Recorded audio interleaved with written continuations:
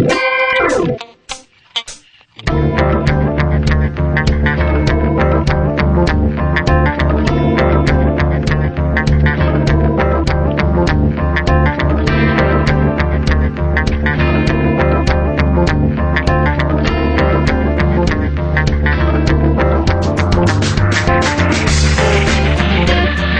morning, Acadiana, and welcome to another edition of Morning Coffee with Big Al and Special T. We're happy to be coming to you from Cypress Street Radio, AOC Community Media streaming broadcast. Look for us every day of the week. Our 8 a.m. show will start your morning off right. That's right in a good way. Not right as in radical right.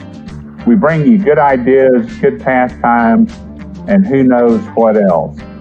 With a progressive flair. We just need to hit that thing. Anyway. Now, it's hard when we're not, in the same room, I guess. I don't know. I don't know why it's so. Anyway, we'll get it eventually. Our 7 p.m. stream, they know our 7 p.m. stream is a great backdrop for some decaf and peace of mind. So either way, no matter what you're drinking, whether it's coffee or tea or margaritas or water, just sit back and enjoy the show. Yeah. Maybe some eggnog or what's the other Christmas drink? Wassail?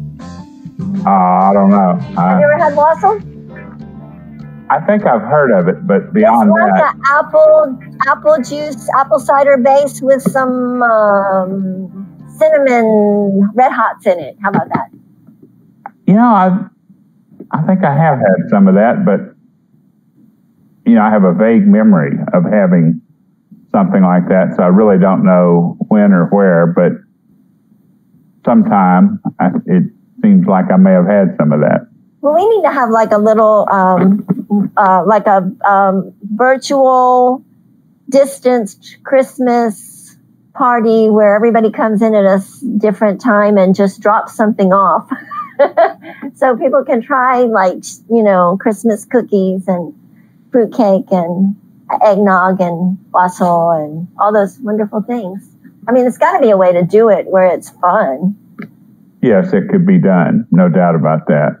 I saw something online that said that they were going to have a cookie making virtual party, and they said what you do is you decide on a few recipes, you share the recipes with your friends and sort of send them like a little packet of things that will help them make it. I don't know, like I guess chocolate chips or something, and then I'll get on and make your cookies and things and decorate stuff and show off what you do.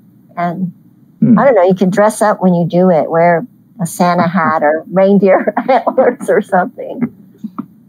Now, now the virtual, I will say I've had a lot more experience and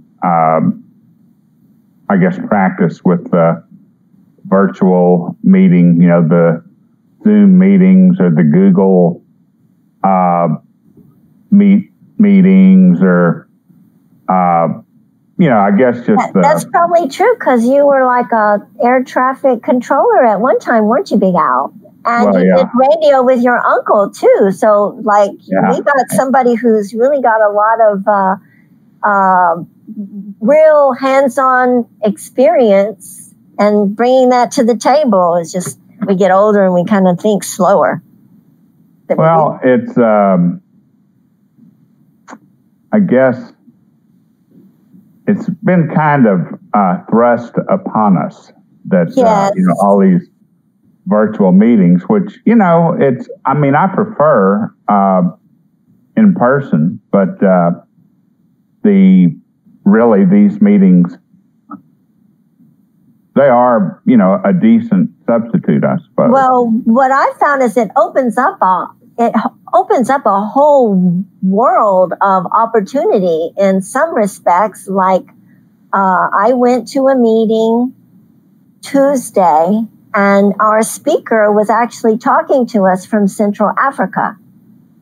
and he was showing, I mean, he had a great presentation that showed some of the different activities that they were doing to assist. Their big thing was to respond to crisis disasters. And like he said, that things like hurricanes and earthquakes and all that, they're like candy. No, he didn't say that. He said that they're like a real media grabber at the time, but there's a lot of crises happening that are much slower and more devastating, that people are just as much in need, but you're not going to get those bright spotlights of the media. Like these storms are like a flash in the pan. Everybody goes there and everybody thinks about it for a while, and then it's done. But other things like drought, which happens over a long period of time, that ends up impacting like rural communities where they were all living off, you know, the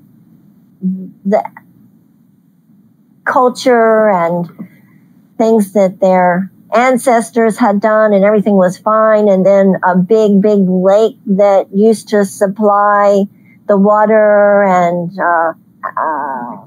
what do you call it? You call it the ecosystem. And the water distribution. Right. It was, you know, available to all the crops, but now it's like 10% of the size that it used to be, and still this same larger population has been trying to rely on this, and it makes it where they're essentially like displaced because they don't have the food because the water is not there to supply the means of growing the crops that they needed to grow. Well, I guess, you know, I hadn't really thought about this too much in that light, but maybe that's part of the issue with climate change is it's not, you know, it's a slow process, but it's not the real headline grabber like a hurricane or a fire, you know, huge wildfire or something like that. I mean, certainly not as visual. Right. You know, but a lot of these big things are actually, you know, a result of this slower process. Yeah. And thank goodness some people, I guess we call them environmental activists, and that are concerned and have studied this, you know, have sounded the alarm. Just a lot of people have been resisting, but it's getting to where it's hard to deny. Like it used to be really easy to deny it, but it's more and more is pointing to the fact that things are changing. And I guess the big question that they're refuting is that it's man-made at all. And yet, I would think from what I understand, the majority of scientists believe that it is, because they've actually seen the results of some of the stuff, like the big hole in the ozone when we had all the refrigerants and the aerosols and all that, and when they cut back, the holes started closing up, and that was where the rays of the sun were coming through, so and causing, you know, a higher degree of cancer. Whoa. Well, you know, it seems like that it has a lot to do with the money. You know, just like the song says, you know, it all depends on the money. But because, and fortunately now we're starting to get some alternative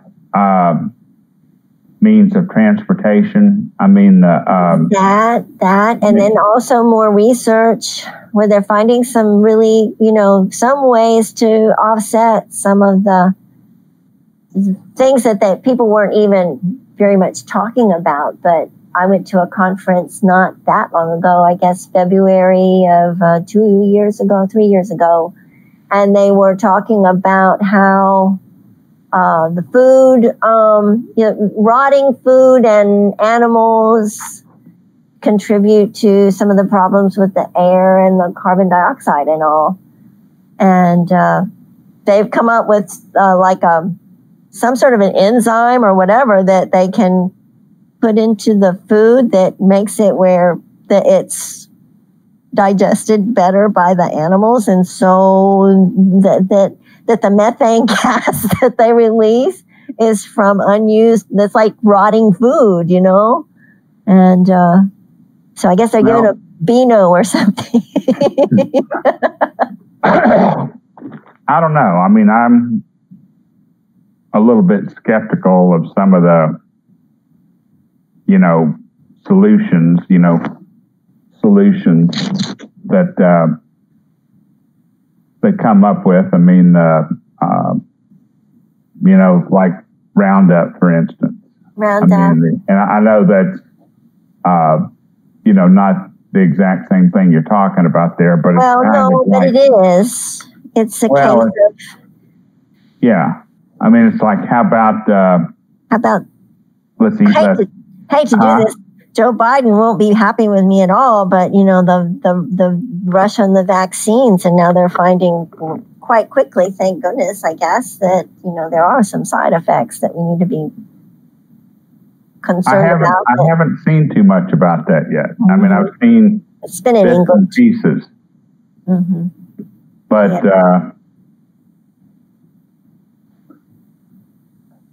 that's another thing that hasn't been optimally handled, I'd say. Yeah, I know. It's I'm sorry, I question some of the motivations. I mean, the main motivation ought to be and probably is truly to help out, but the motivation that worries me is the profit motivation. Right. And so if I can find a place that's collaborating with other people and not, oh, you're so bad, and not, not as maybe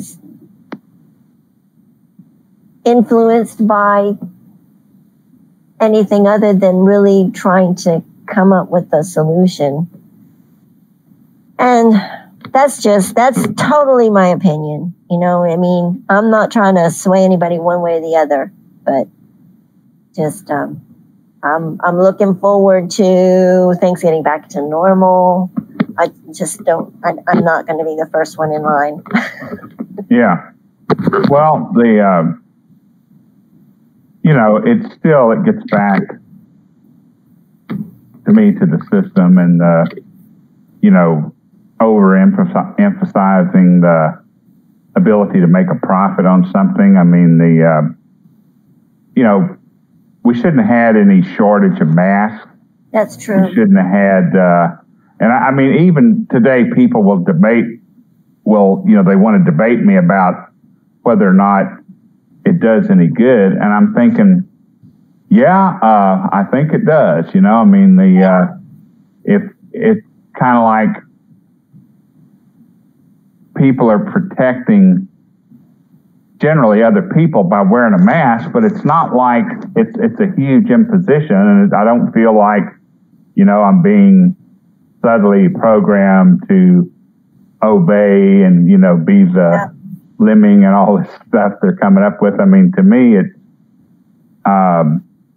just kind of a common sense deal. Yeah, and, I will say that when I get in the house, my own house, and that mask comes off, it feels really good.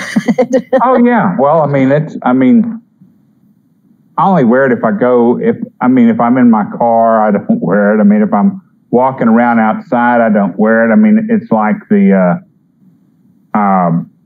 me, it's a mathematical and a percentage and a probability. I mean, that's what it all boils down to. And it has to do with the concentration of the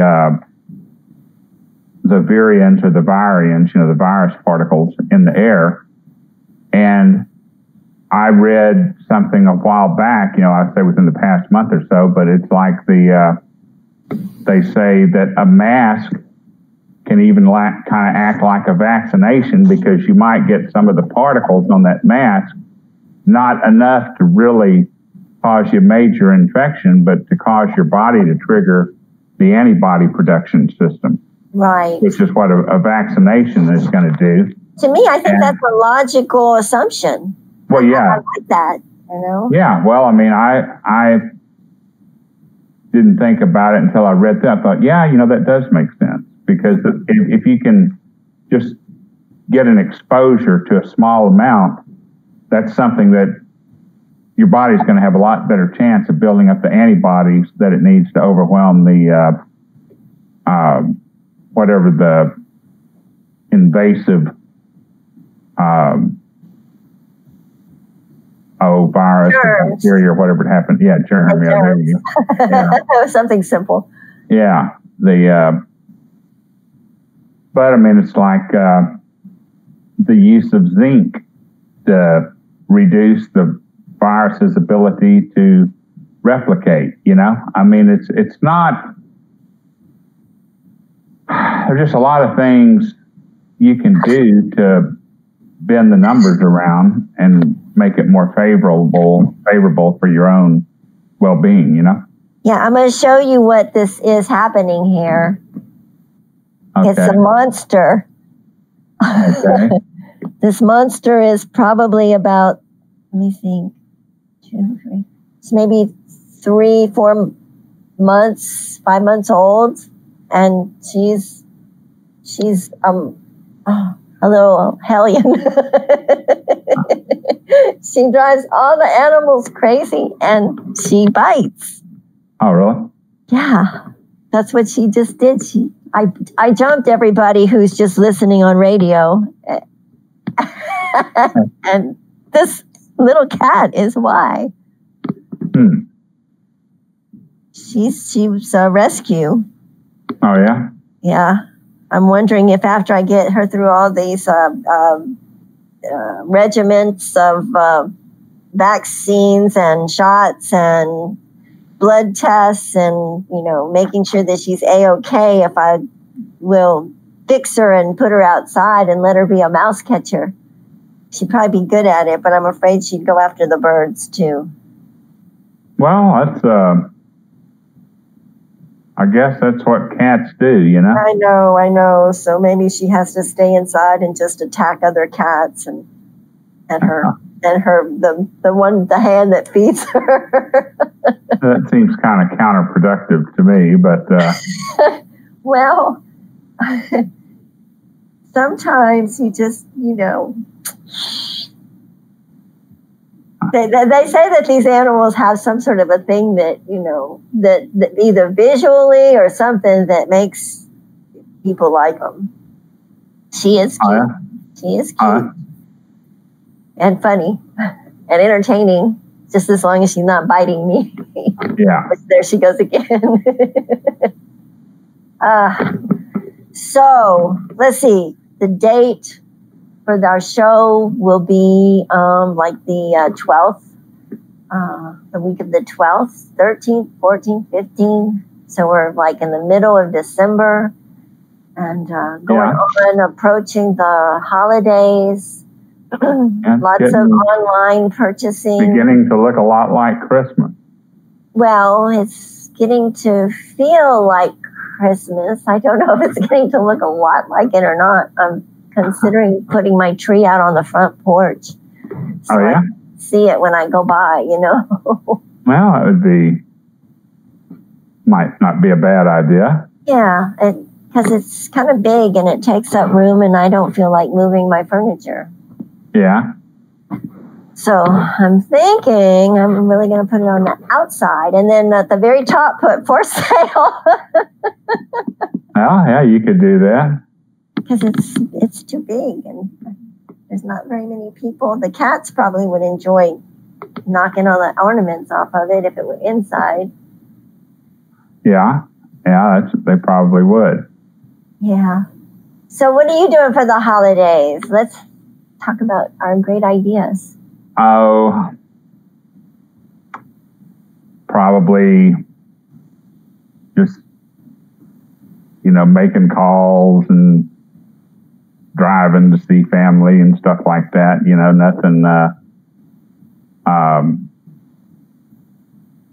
Nothing out of the ordinary, I guess, for the season. But, yeah, that they're expecting a surge. Let's see, it was the 26th, and you add 14 to that, and there's 30 days in November, so add 4, so it's 10 days. So today should be the end of today people will know if they have COVID from Thanksgiving or not.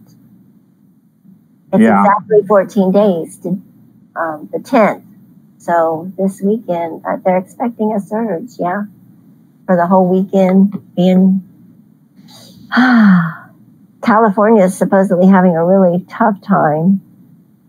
And I saw some really odd things, there's the odd things going on in Louisiana, but this business as far as the governor of Florida sending the police to shut down a lady that was doing journalism and keeping tracks on how many infections there were, and they wanted her to manipulate those numbers, and she denied and said no, she wasn't going to do it, and she ended up being. The police went into her house. Did that. Yeah, that's leaning a little bit too much toward the fascist end of the scale for me, I think.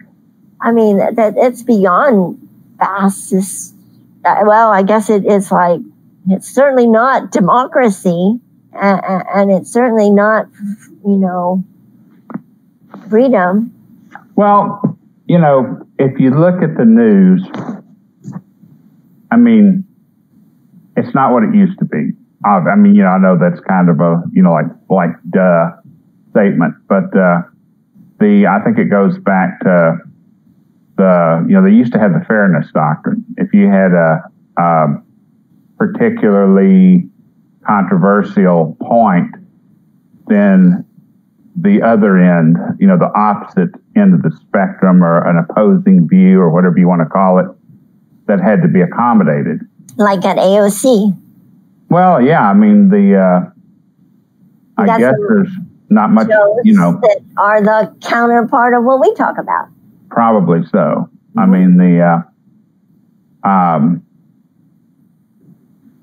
now, it's like, well, and this has been going on in various media and at various levels. Ever since the end of the Second World War. This is, and I'm sure before that, but that's just, it is. It started way back when they used to do snake oil.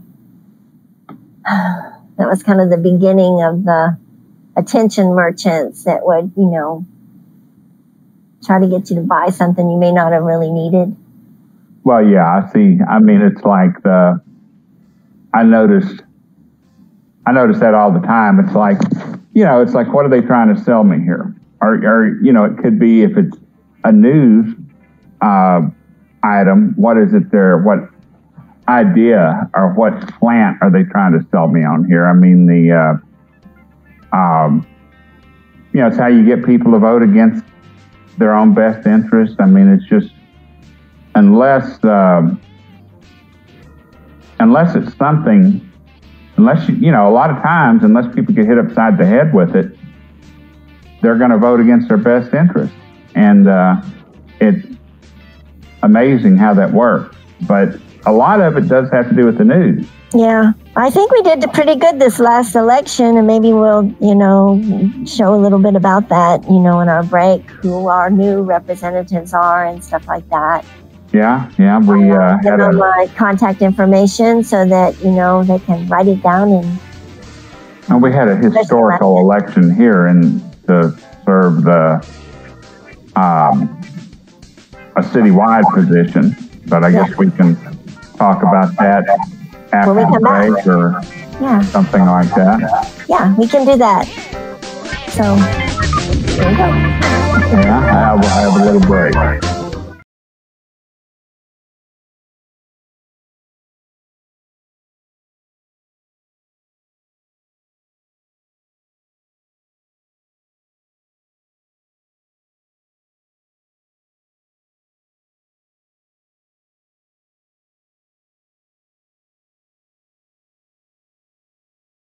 I'm Reggie Thomas. I want to be the next city marshal. For 30 years, I have worked for the Lafayette City Police Department as a police officer and through the ranks. The last 4 years, I was the chief of police. I have a lot of experience in law enforcement. Also, I'm a veteran with the United States Air Force. I also have a bachelor's degree in criminal justice and attended the FBI National Academy. Thank you, Brandy, for being here today. And I really appreciate it. I look forward to our conversation. Yes, we are so excited to be having this conversation. I think that this is a great platform for our community members to really get to know you as we make the decision to select our next city marshal. Now, we want to go ahead and get into the questions. And at some point in this evening, we are going to give our viewers the opportunities in which to submit questions to ask our future city marshal, Mr. Reggie Thomas. So let's go ahead and let's get started. So our first question is going to be on voting rights. Not voting versus voting. Why is it going to be important that we are educated with the facts when we are going to be selecting our next city marshal? It is so important that we look at the qualifications of our next city marshal. And I think you have to look at three different things as far as the qualifications. Number one, education. Yes. Number two, experience. And number three, the commitment of someone in the community. I think those three things mean so much in looking at who you're going to vote for. So what I ask is that you inform yourself and you educate yourself in reference to who you're going to vote for and why you're going to vote for them. Make sure you look at a person and make sure that person have those qualifications. Now, Mr. Thomas, you mentioned education, and you said that you had a bachelor's in criminal justice. Why did you wait so later on in life in which to obtain that degree? That's a great question. Throughout the years, I started college when I was in the United States Air Force.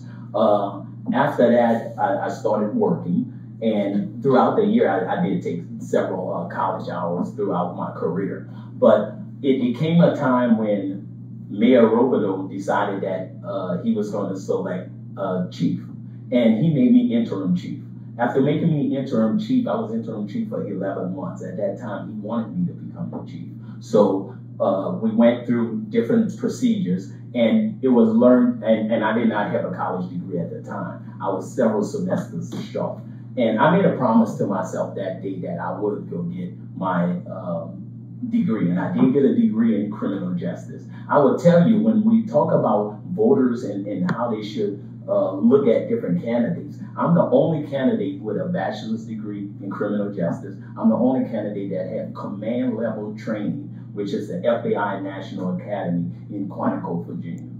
Wow, that's amazing. So that makes you even more qualified for this position. And so that's going to bring us to our next question. With so much experience that you have education-wise, as well as working in your particular field, how would you be able to handle our citizens or take care of our citizens while you're in office? How are you going to make these important decisions in order to resolve any issues that we may be having in the community? Number one, you have to make the decision based upon not violating anybody's civil rights. Right. So you have to know the law. So you have to be educated, trained to know the law. You have to have the person's best interest in mind when you're making that type of decision. And most of all, you have to be compassionate. Yes. You have to be very compassionate in making a decision. Of course, I will make the right decision. I have made the right decision in the last 4 years as the chief of police. And I was compassionate with my decision, but I still was firm. So you have to be compassionate. I care about the people and I care about the community. So when making a decision, all three the things I just spoke about is how I make up my mind to make those type of decisions. And I think all of those are going to be great characteristics of what we need in a leader. We need to make sure that our leader has empathy and respect, and they have a connection to the community. As you said before, you have been a resident in this community for over 2 decades, which allows you to understand what are going to be the issues or things that may seem problematic within our community. So I think that is great. I think a lot of times within our leadership, they're missing the empathy or the respect for or the understanding of the people that live within the community they serve. One of the things I do pride myself on is the work that I have done in the community. While I was the police chief, a couple of things that I really did with the community was the Community Relations Committee and also community walks. And really brought the police officers to the community. And when I did that, the community really started to trust the police department. Yes. So I would take that same passion, I would take that same excitement of working with the community, I would take that and I would bring that to the city marshal's office. I have experience with this city, and I think that's more important than anything. One of the first qualifications you have to be the city marshal is that you live in the city of Lafayette. You live you're a resident. For the last 30 years, I have lived and worked here. I'm the only only candidate that every morning for 30 years get dressed in uniform to serve the citizens of Lafayette.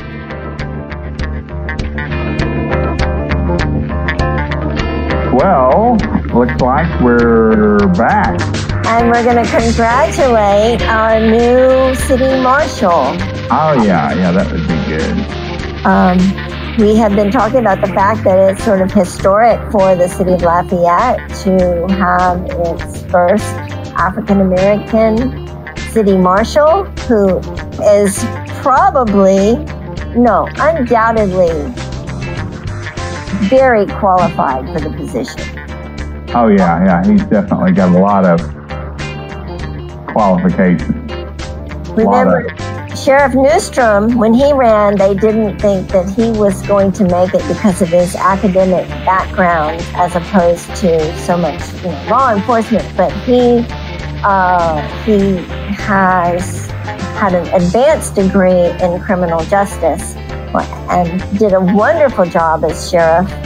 And in fact, I will share a little bit before we get into more about Reggie Thomas, that while Sheriff Newstrom was the sheriff and Nikki Picard was the marshal, and Craven, the police chief, I don't know why I can't remember his name, but the police chief and Eccles, the dispatcher, were all for, as far as the offices and the functions that they did, and certified for the Kalea Award, which is a certification that is advanced, progressive public safety and law enforcement. And Lafayette at that point in time was the only metropolis that in the entire nation that had four areas of law enforcement and public safety all qualify for that certification. Yeah. It made it very, it was quite an accomplishment. So maybe, I don't think that with the guy that was before the marshal, we lost that qualification for the marshal's office. But maybe I really do see a promise that it can be restored with the help of our new marshal, Reggie Thomas. He's definitely got the credentials. Yes. And like I was telling you, I saw him at a little get together, and he sounds like he wants to, do some good here. And I guess it's a question of getting support and all that. But I mean, he seems like a pretty good guy to me. Yes. Well, if he needs support, then we can support him. Yeah. And that's what it takes, is a community that, understands that we're working toward the good of all people. Yeah. Reggie passed the FBI training. Yeah, he went through the FBI school. He was telling us about that. And he studied criminal justice. And he held an office before. I don't know exactly what happened, but I don't think it was probably just picking your favorites and not looking at credentials so much. What happened there? Well, his credentials were overwhelming in this race. Mm-hmm. Yeah. I mean, in comparison to anybody else, hands down, we've got the best guy that was running. Yeah, yeah. So we need you can give him a shout out. Yeah. Get to know your marshal. I can say that when Nikki Picard was marshal, if you have some special visitors who are, in Lafayette, if the marshal has time, you can kind of go and visit. You can, make arrangements to come and see the city court chambers and kind of get like a little, at least that's what Nikki used to do. Oh yeah. Well, I of course now there might be some COVID restrictions, but yeah, that's true. You forget about all that stuff. Of course, when it comes to marshals, I always like Marshall Dillon myself. I have a Marshall poster. Oh yeah. Yeah, a Marshall poster of all the marshals of Lafayette up until Nikki Picard. Oh really? Yeah, he gave one to me and my visitor from overseas. So that was kind of cool. It looks very sepia colored, like those old photos. Oh yeah? Pretty cool, yeah. Yeah. One of my prized possessions. It's unfortunate. Nikki's wife, who he used to write love poems about and probably still does, passed away not that long ago. And condolences to him. Yeah. There's unfortunately a lot of people who are dying right now. Yeah, it seems like it's been that way for a while. I guess that's a reflection on our ages. But, our ages and actually the COVID response.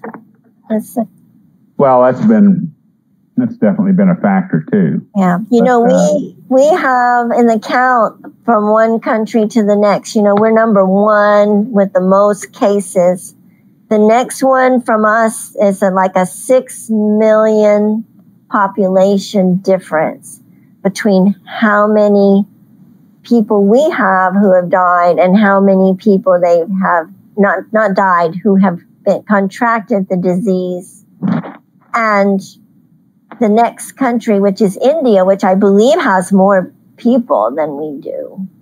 Yeah. They're more thickly populated.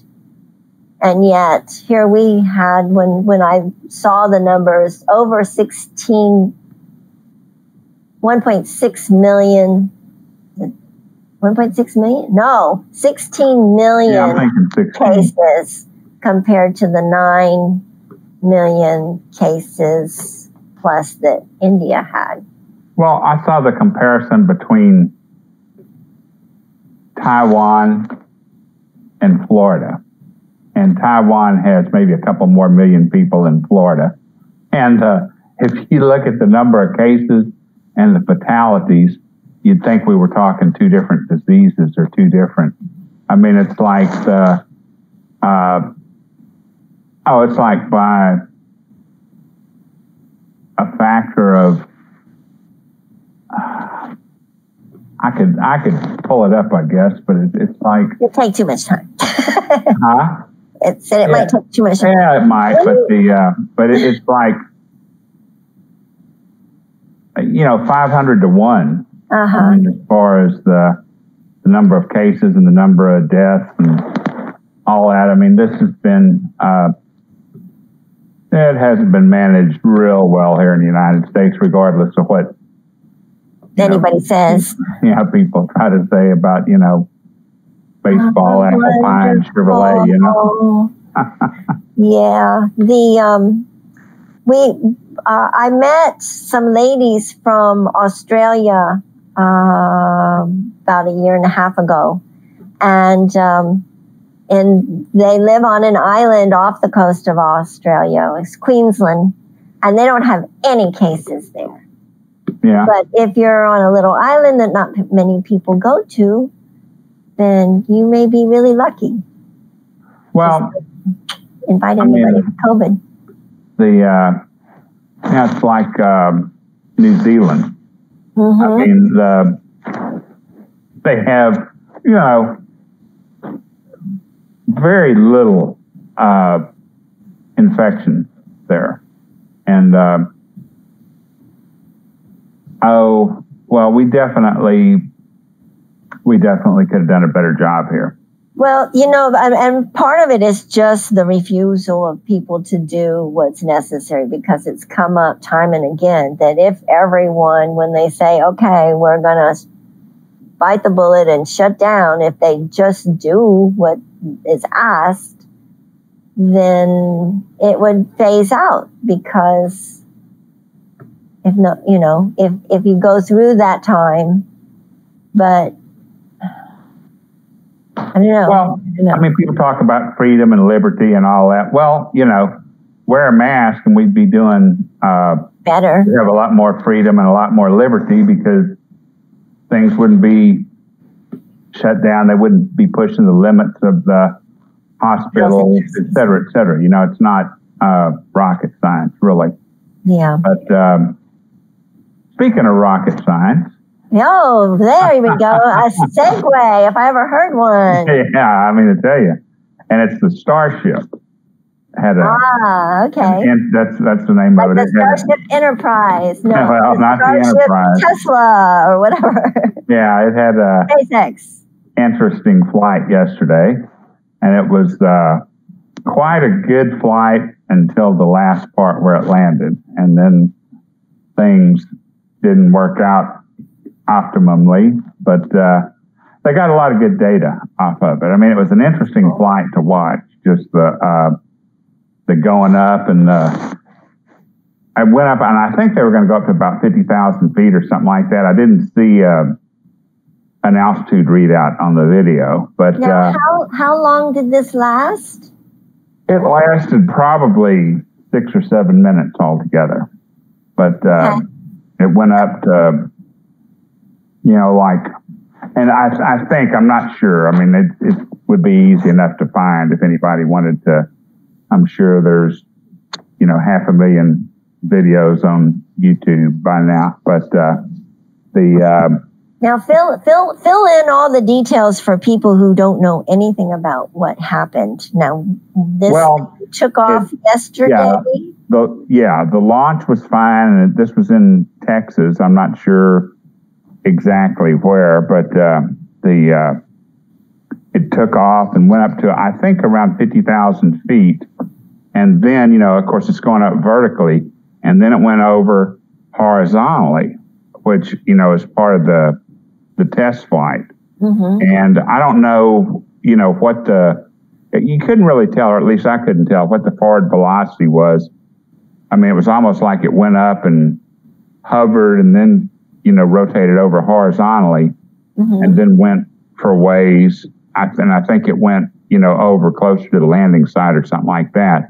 And then it rotated vertically again and descended. And and there was a lack of pressure in one of the holding tanks. Maybe it was just the holding tank system. I'm not sure exactly, but apparently it didn't supply enough of the fuel, which I think was kerosene. I'm not sure, but it might have been methanol. But but at any rate, it I think landed on basically the edge of the pad, but was coming down a little bit too fast at the time, and I think they call it HU or I think it's an HUD or something like that. Unscheduled. It's funny. The term they use is funny, but it's the HUD or something like that. But it's we'll have to look that up. Unscheduled disassembly. Oh, that's what, sounds a little bit. Yeah. Well, it definitely disassembled in about a second or two. Help us. Well, it was accompanied by a big, flash of burning fuel and all that good stuff. I guess they're glad that was unmanned, yeah? Well, yeah, I think probably. They're still in the testing phase, and what they're doing, it's like the SpaceX boosters, that come back and land. They got that down pretty good now, but the first ones weren't perfect. It's like it's kind of a leap in technology compared to what we're used to doing. And this one was. It'll be interesting to see some of the analyses of the different phases of the flight, because the pictures were, good pictures, and good video. All that stuff. But as far as I didn't see. Well, it would be nice to see a blow by blow. Somebody who really knows the system saying, okay, here. So they could put captions and. Well, yeah. But like a monologue that more or less makes a good documentary. Right. And they could do the manufacturing of it too. There's another interesting space thing that's been going on where the Chinese have gone to the moon and drilled for things to bring back to the Earth, and it's on its way. Yeah, that's what I've heard. And the Japanese did something too. I'm trying to think of. I thought the Japanese did something too, but I'm not. Well, they had a man on one of our last flights. I know that we had a Japanese. You mean to the space station? Yeah. Well, it's. I don't know. Maybe we're kind of getting the brotherhood program. Brotherhood and sisterhood, getting out where everybody gets a chance to do that. Stuff. And now we have a Space Force. I worry about that thing. Well, I think we need more cooperation and less competition. Yeah. And yet, there are some cultures that they thrive on competition, and it's interesting that we're probably not the most competitive as a nation. Like our population kind of falls behind on that, but some of it use it to move the whole forward, as opposed to just beating people down. Well,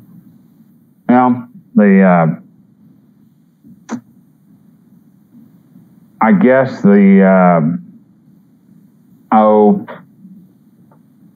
it's an expensive, space travel is an expensive thing. And, but if you're looking at it from a capitalistic or capitalist viewpoint, then, you're talking a lot of money and all that. But when you get right down to it, it has to do with resources, which is really what everything boils down to. It's the money part is just kind of a measurement of, a unit of measure. A unit of measure. Right. But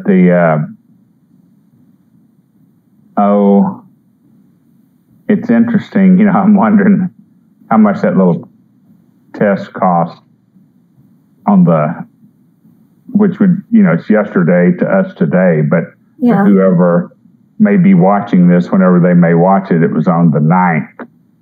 And, it was definitely one of those vehicle destroyed, end results. But it's like the prospects of the good that might be able to come from it, I guess, are what the people who are doing it are keeping their focus on. Well, I'm guessing, I don't know, but maybe they were figuring it was a 50-50 chance of, being able to land it intact, because they came pretty close, really. Mm-hmm.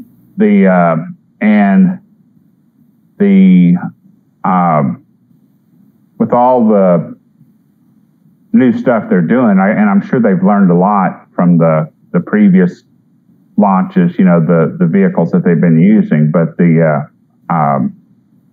it was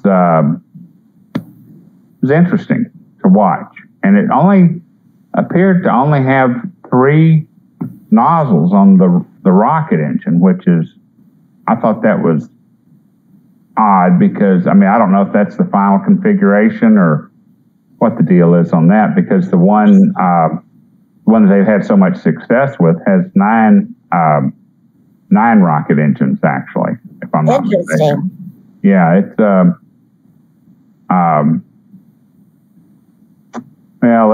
like I say, it was an interesting video, and I would recommend people watch it, because it's an